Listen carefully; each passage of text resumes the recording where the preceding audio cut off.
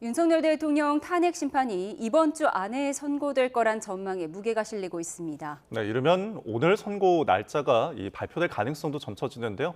류재석 YTN 해설위원실장 김광삼 변호사와 함께 관련 내용 짚어보겠습니다. 어서 오십시오. 네, 이번 주 내에 선고될 가능성이 높다는 보도 저희가 연일 해드리고 있는데 지금이 오후 5시가 넘었는데 오늘 언제 선고하겠다 이렇게 발표될 가능성도 있다고 보세요? 가능성이 있는데 지금 5시 1분 지나고 있네요. 5시 1분이네요. 근데 가능성은 좀 희박하지 않을까 그런 생각이 들어요. 왜냐하면 지금 일단은 우리가 가장 선고 예정 시기를 이제 지난주로 거의 생각하고 있었잖아요. 결국 이제 지난주를 지났습니다. 그런데 이제 대통령에 대한 탄핵이기 때문에 사실은 또 대통령에 관한 탄핵 심판 변론도 굉장히 빠르게 진행이 됐잖아요. 근데 선고도 적어도 뭐 제가 볼 때는 2주 내에 나오는 게 맞다고 봐요. 그러니까 아무리 내용에 있어서 어떤 다른 의견이 있다 하더라도 2주 정도면 이제 평의도 충분히 할 수 있고요.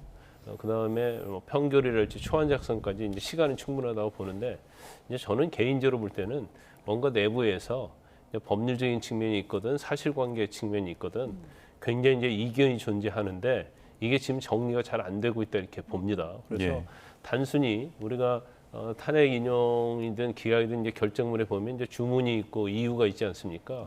그러면 단지 이유에 있어서 의견 대립이 있는 게 아니고 주문에 있어서 아주 중요한 부분 이런 것들이 사실은 굉장히 의견이 나뉘고 있기 때문에 이걸 정리하는데 지금 시간이 많이 걸린다. 저는 뭐 그렇게 추측을 해봅니다. 일단은 오늘 이제 선고 공지에 대해서 조금 어려울 것 같다, 희박할 것 같다라는 이제 의견을 얘기해 주셨는데 그동안 선고를 이제 할 때 미리 날짜를 발표했잖아요. 일과 시간이 끝난 이후에 나온 적도 있었죠. 박근혜 대통령 전 대통령 때는 오후 5시 40분쯤에 거의 끝날 쯤. 선고기일을 이틀 뒤에 하겠다 이렇게 발표했죠. 그러니까 시간이나 이런 게 중요한 건 아니고요. 평의 과정에서 어느 정도 결정이 되면 이제 선고 기일을 정하고 이 기일을 그러니까 청구인과 피청구인 측에 전달을 하고 이제 외부에 발표를 하죠. 그리고 나도 평의가 또 열립니다. 대부분 선고 기일을 정한 다음에는 평의가 안 열리는 줄 아는데 노무현 전 대통령 때는 평의가 3번 열렸습니다. 선고 기일을 정하고 선고일까지 박근혜 전 대통령 때는 2번이 열렸고요. 그래서 30분 전쯤에 결정이 된다는 거 아니겠습니까? 기각과 인용이. 그러니까 사실은 뭐 나올 가능성은 충분히 있는데 저도 개인적인 의견을 말씀드리자면 이제는 선고일에 대해서 너무 집착하지 않았으면 좋겠어요. 왜냐하면 지금 그동안 이 많은 방송에서 많은 평론가와 기자들이 며칠에 선고할 것이다라는 예측을 했는데 사실상 하나도 맞지 않았습니다. 그 많은 시간들을 사실은 허공에 날려버린 거거든요. 평의 과정에서 선고일을 정하는데 평의 과정은 전 과정이 완전히 비밀을 유지합니다. 이 비밀이 밖으로 새나가면 재판관이 형사처벌을 받을 수 있습니다. 그렇기 때문에 외부에서 수많은 예측들이 돌고 있지만 그 예측이 과학적이냐 또는 팩트에 의거하느냐 저는 아니라고 봅니다. 지금 평의 보완이 어마어마하다고 알려지고 있고 말씀을 해주셨는데 그럼 그 전에 내용이 누출되면은 형사처벌을 받게 되는 거라고 하셨어요? 좀 자세히 정리해 주시죠. 법적으로 그렇습니다. 그리고 이 보안 시스템이라는 게 대단하거든요. 그러니까 헌재 내부에 있는 평의실이라는 곳에서 진행을 하는데 도감청 방지 장치도 설치돼 있고 헌법재판관들은 그 선고일까지 외부에서 식사를 할 수 없도록 돼 있습니다. 내부 구내 식당만 이용하게 돼 있고요. 심지어 평의 도중에 추가 서류가 필요하다 하면 되게 이제 헌법 연구관들이 있거든요. 재판 연구관들한테 서류를 갖다 달라고 하지 않고 재판관이 직접 나가서 자기가 서류를 가져옵니다. 그리고 평의는 뭐 평의실에서만 이루어지는 게 아니라 뭐 집에 가서도 연구할 수 있지만 그때는 다 밀봉된 봉투에 넣어서 돌리게 돼 있거든요. 그만큼 굉장히 상당히 그 보안을 유지를 하고 있기 때문에 밖으로 새나가는 게 굉장히 어렵고요. 재판관들은 출퇴근할 때 경호관들의 밀착 경호까지 받습니다. 그래서 외부로 새나갈 가능성은 거의 0에 가깝다 이렇게 볼 수 있는 거죠. 이 헌재 결정에 또 전담 TF가 참여하는 것으로 알려져 있는데 이게 어떻게 꾸려지게 되는 건가요? 그 헌법 연구관이라는 사람들이 이번에 10여 명 정도 참석해서 이제 TF가 차려져 있거든요. 이분들이 그러니까 이분들의 역할이 헌법재판소 법에 규정되어 있는데 헌법재판소장의 명에 따라서 헌법재판관들의 연구를 보조하거나 또는 평결 초안을 작성하는 이런 역할을 합니다. 지난 2022 2002년에 그 헌법재판연구관 모집 공고가 한번 난 적이 있어요. 이분들은 뭐 이렇게 자주 모집하는 건 아닌데 이분들의 특수 전문직으로 분류돼 있고 응시 자격을 보니까 판사, 검사, 변호사 자격을 가지고 있거나 대학의 법률학 조교수 이상직에 있었던 사람, 그다음에 국가기관, 국회나 정부나 법원에 4급 이상 공무원으로서 5년 이상 법률 사무에 종사한 사람, 또는 법률학 박사 학위 소지자로서 국가기관에 5년 이상 법률 사무에 종사한 사람, 이렇게 굉장히 까다롭습니다. 굉장히 전문적인 능력을 갖춘 분들이 보조를 하면서 재판관들의 그 연구를 돕거나 심지어 이제 초안 같은 것도 작성을 해서 이것을 보고 재판관들이 평의를 계속 진행할 수 있도록 하는 그런 역할들을 하는 거거든요. 그래서 이번 그 판결이라는 거는 판결 결과는 사실상 인용이 되든 기각이 되든 이런 재판 연구관들이 여러 버전의 시나리오를 다 써놓습니다. 그래서 그 중에서 재판관들이 보고 서로 수기하면서 결정하는 과정을 거치게 되는 겁니다. 예, 철저한 보안 속에 지금 현재에서 어떤 일이 일어나고 있는지 저희가 여러 예측을 해보고 있습니다.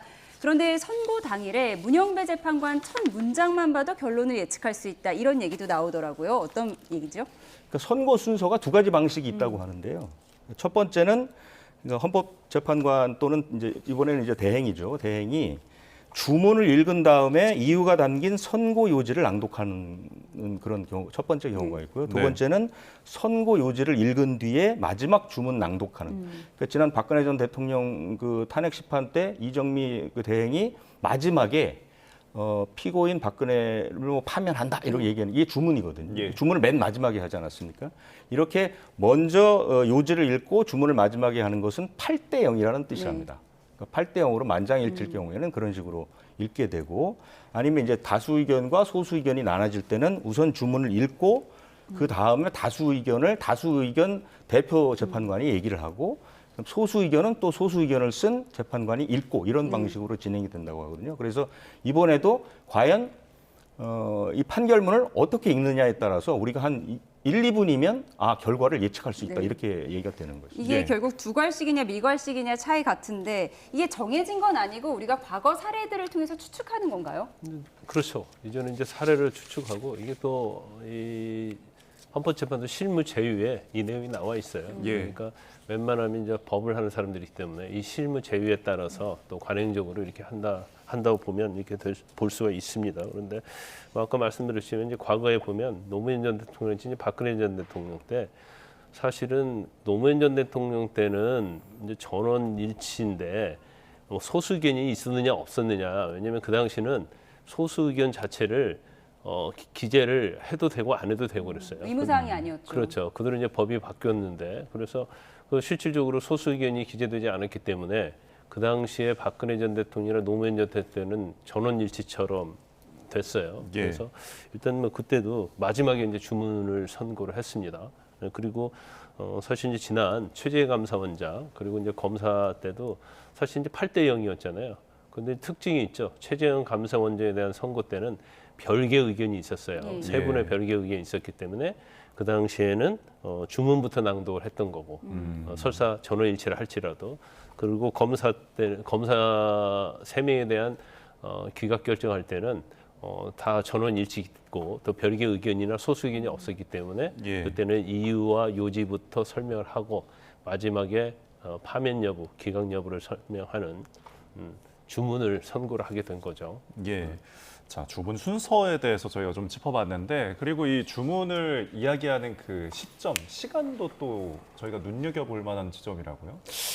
예, 그렇습니다. 그러니까 박근혜 전 대통령 때는 이 주문 낭독 시간이 21분 39초였다고 그러고요. 노무현 전 대통령 때는 25분 36초 이랬다고 그러는데, 이것도 재판관들이 평의해서 이 낭독 시간을 정한다고 합니다. 그래서 20에서 30분 사이에 마무리하자 해서 시나리오가 있는 거군요. 그렇습니다. 그래서 그 헌법재판 연구관들이 계속해서 그 내용을 조정을 해서 그리고 그 발표하는 재판관의 그 읽는 속도까지 감안해서 시간을 딱 정한다고 하는 거거든요. 그렇게 해서 20에서 30분 정도 선고 시간을 조절한다고 합니다. 그래서 이번에도 아마 11시쯤 시작이 되면 11시 반 안에는 아마 완료가 되지 않을까 이렇게 생각이 됩니다. 선고일에 생중계할지도 궁금한데 과거에는 어떻게 했었죠?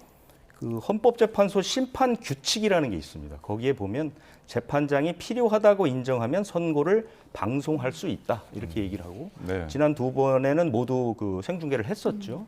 이번에도 아마 평의를 통해서 결정을 하고 선고일을 그 선고 기일을 발표할 때 아마 같이 생중계를 한다 안 한다 이렇게 발표를 공개를 할 것 같은데요. 네. 이번에는 아마 뭐 대개 생중계하는 이유는 그렇습니다. 이 재판을 국민들이 엄청나게 관심을 갖고 보고 있다. 또 그만큼 사건이 중요하기 때문에 생중계를 해야 한다. 뭐 이런 것들인데 이번에는 혹시 그 워낙 그 지금 그 재판소 밖에 그 여론이 양분돼 있지 않습니까? 예. 그래서 예.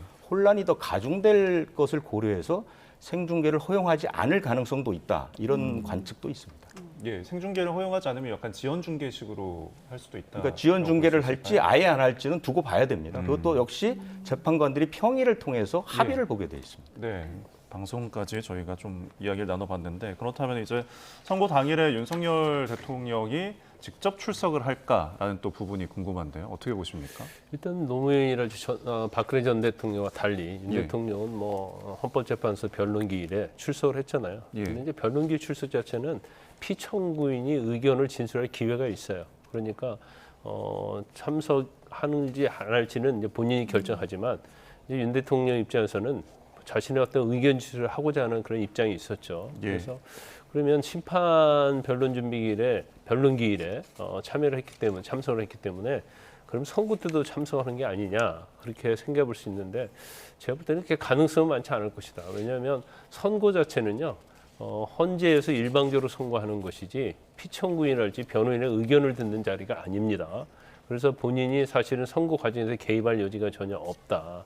그리고 뭐 제가 볼 때는 모르죠. 어떤 정치적인 메시지를 위해서 어떤 탄핵 심판의 결과가 기각이라는 걸 100% 확신을 한다고 한다면 이제 경우에 따라서는 또 선고회에 참여해서 듣겠다고 할 수도 있어요. 왜냐하면 예. 기각이 뭐 100% 확신이 될 것 같으면 거기서의 어떤 선고 과정이랄지 이런 때 이 메시지가 엄청난 뭐 영향을 미칠 수 있다 이렇게 생각할 겁니다. 근데 제가 개인적으로 볼 때는 뭐 참석을 안 하는 게 맞고 네. 사실은 또 그러는 것이 또 정치적으로도 뭐 합당하지 않나 뭐 저는 그렇게 생각합니다. 예. 어쨌든 선고일 지정이 이렇게 늦어지면서 국민의힘 쪽에서는 탄핵 기각 가능성이 각하 가능성이 높아지고 있다 이렇게 주장하고 있습니다. 각하 가능성에 대해서는 어떻게 보세요? 일단 일반적으로 이제 처음에 비상계엄이 선포되고요. 예. 그다음에 이제 탄핵 소추가 됐잖아요.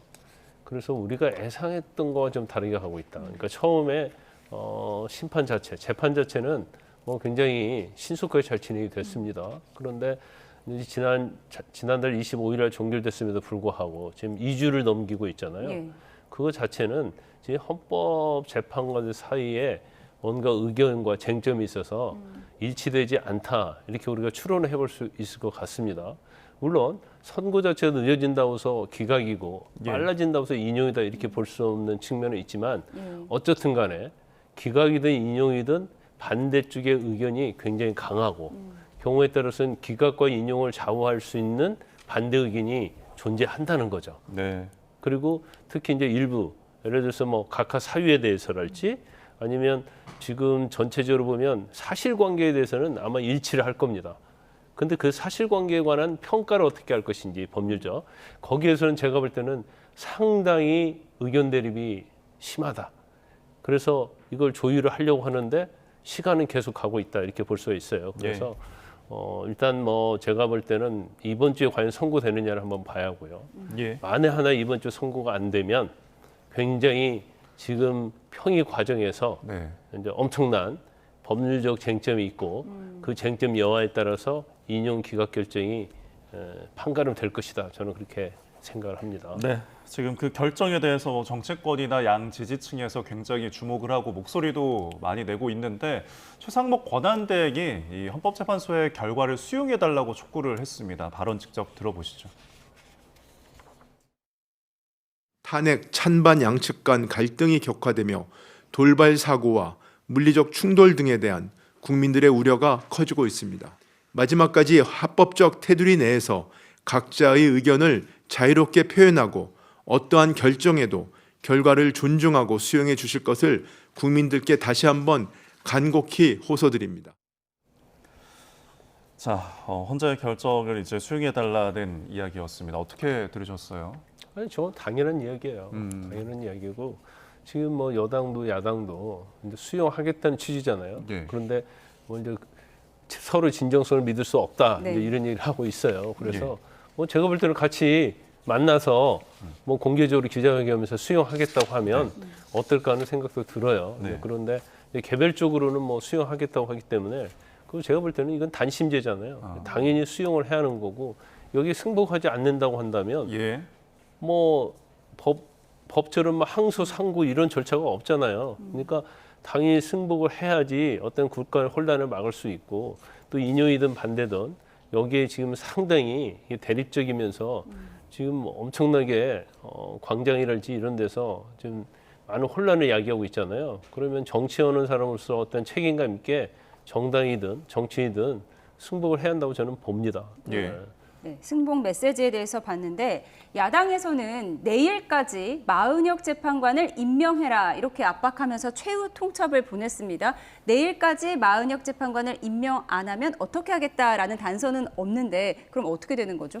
그 더불어민주당 강유정 대변인이 여러 가지 방안을 모색하고 있다 이 정도로 했죠. 우리가 생각할 수 있는 거는 탄핵 소추 아니면 뭐 직무유기 고발 뭐 이 정도가 생각날 텐데 아마 어떤 조치든 취하겠다는 얘기 같고요. 그 박찬대 원내대표가 이제 대놓고 내일까지 딱 날짜를 못 박았죠. 헌법 수호의 책무가 있는 권한 대행이 앞장서서 헌정 질서를 유린하는 것이다.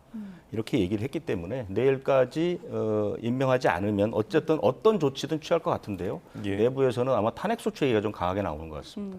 예, 뭐 마은혁 재판관 임명을 이제 최대액이 헌재의 결정에는 따르지 않으면서 하는 비판의 목소리가 이렇게 나오는 것 같은데 그리고 오늘 이제 국무회의에서 방통위법에 대해서 이제 거부권을 행사를 했습니다. 이 법안이 어떤 내용이 좀 바뀌는 건가요? 지금 이제 방통위를 둘러싼 논란은 뭐 대표적인 것이 이제 두 사람이 모든 것을 결정한다는 거죠. 쉽게 예. 말씀드리면 방통위원장하고 부위원장 둘이 한다는 건 원래 5명이야 되는데 2명이 모든 결정을 다 했고 이것이 이제 가처분이 자꾸 그 잘못됐다는 결정들이 나오니까 민주당에서 법을 새로 낸 것은 3명이 되지 않으면 회의를 아예 회의 자체를 못 열게 해야 한다. 이게 이제 개정안의 요지입니다. 그런데 최상목 대행이 또 이것을 거부를 했죠. 그러니까 뭐 정확히 말하면 제의 요구권을 행사를 했죠. 예. 9번째 제의 요구권인데 그 최상목 대행의 이 그 비판은 뭐 한마디로 얘기하면 이겁니다. 삼권 분립에 위배된다. 왜냐하면 국회가 너무 행정 당국의 행위를 제약하는 부분들이 많다. 첫 번째는 이렇게 국회가 만약에 국회에서 그 3명을 그 2명인데 나머지 3명을 추천하지 않으면 회의 자체가 안 열린다는 건 국회가 방통위를 통제할 수 있는 것 아니냐. 이것은 삼권 분립 원칙에 이제 반한다는 것이고 예. 방통위의 정상 운영 자체가 안 될 수도 있다는 얘기죠. 왜냐하면 합의제 기구이기 때문에 뭔가 합의해서 결정하지 않으면 어떤 것도 할 수 없는 그런 상황이고요. 그다음에 대통령 임명권도 침해하는 것이죠. 국회가 추천을 안 하고 그래서 방통위 자체를 완전히 그 마비시킬 수 있다는 이런 얘기가 되는 것이니까요. 이것은 뭐 민주당하고는 항상 민주당의 주장과는 완전히 대척점에 있는 이런 이야기이기 때문에 이것도 또한 논란거리가 될 것이다 이렇게 보입니다. 2인 방통위 체제는 사실 이진숙 방통위원장 탄핵 소추 사유에도 포함이 되었던 거죠?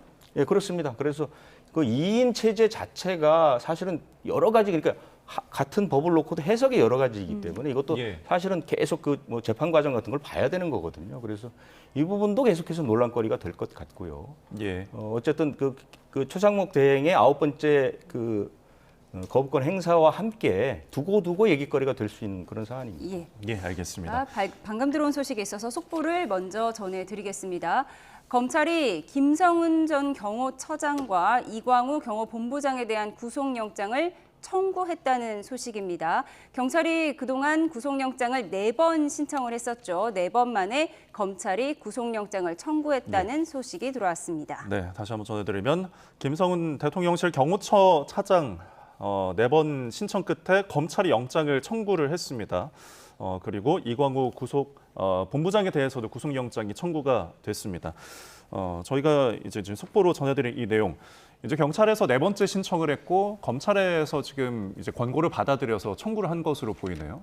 뭐 제가 볼 때는 이제 당연히 청구할 수밖에 없을 것이다 예. 이렇게 봐요. 이제 3번 영장을 이 기각이라는 표현이 이제 이렇게 볼 수 있어요. 영장 기각은 영장 사유가 해당이 안 되니까 영장을 청구하지 말한 게 기각인데 예. 지금 내용을 보면 일부는 기각이고 일부는 이제 보완 수사를 명하는 겁니다. 예를 들어서 뭐 고의성이 인정되지 않는다 하고 영장을 기각시키는 경우가 있는 경우가 있고 예. 이거를 보완 수사해서 다시 영장 청구 여부를 결정하라 이런 경우에는 이제 보완 수사라고 하는데 아마 이제 3번에 걸쳐서 했는데 이제 첫 번째는 재범의 위험성이 없다고 했으니까 영장 기각이 된 거 맞고요. 예. 예. 두 번째는 뭐 이런 점을 보완 수사하라고 보완 수사 한 다음에 영장 청구 여부를 결정하라고 했으니까 이건 보완 수사 맞고 세 번째는 이제 고의성이 인정되기 어렵다. 이것은 영장 기각이거든요, 사실은. 예. 그래서 이제 3번이나 했어요. 그러니까 경찰 입장에서 전에 같으면 경찰이 검경 수사권 조정하기 전에는 경찰이 영장을 그냥 청구하지 않습니다. 그리고 그냥 불구속 상태에서 예. 검찰에 송치를 하죠. 네. 그런데 이제 검경 수사권 조정 이후로 경찰과 검찰은 대등한 위치에 됐고, 예. 그다음에 이제 경찰 자체는 이게 중대한 사유에 해당이 된다고 그래서 계속적으로 영장을 청구하는데 검찰이 이걸 계속 반려하기 때문에 결국 이제 고등검찰청에 영장심의위원회를 이제 소집하도록 해가지고 예. 거기서 했는데 9명 위원 중에서 6명이 영장을 청구한다는 의견을 냈어요. 네. 그러면 이 정도 선에서 영장을 청구하는 게 맞다 저는 그렇게 예, 봅니다. 다시 한번 정리해드리면 김성훈 대통령실 경호처 차장에 대해서 경찰이 4번 구속영장을 신청한 끝에 검찰이 법원에 구속영장을 청구했다는 속보까지 전해드렸습니다. 지금까지 유재복 YTN 해설위원실장 김광삼 변호사와 함께했습니다. 고맙습니다. 고맙습니다.